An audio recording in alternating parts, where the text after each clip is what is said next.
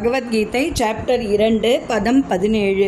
அவிநாஷி து தத்வித்தி ஏன சர்வம் இதம் ததம் விநாசம் அவ்யயஸ்யாஸ்ய ந கஷ்சித் கர்துமர்ஹதி.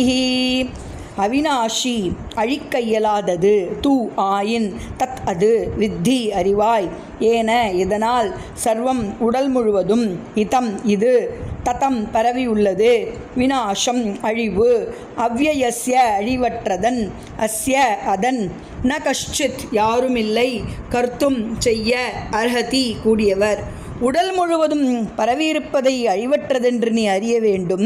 அந்த அழிவற்ற ஆத்மாவை கொல்லக்கூடியவர் எவருமில்லை. பதம் 18.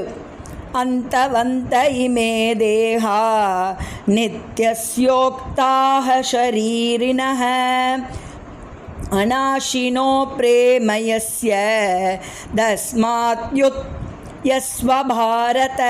அந்தவந்த அழியக்கூடிய, இமே இவையெல்லாம், தேகா ஜட உடல்கள், நித்தியஸ்ய நித்தியமான நிலையுடையவை, உக்தாக என்று கூறப்பட்ட, ஷரீரினக உடலில் வாழ்பவர்கள், அநாஷினக ஒருபோதும் அழிவற்ற, அப்ரமேயஸ்ய அளவிட முடியாத, தஸ்மாத் எனவே, யுத்யஸ்வ போரிடு, பாரத பரத குல தோன்றலே.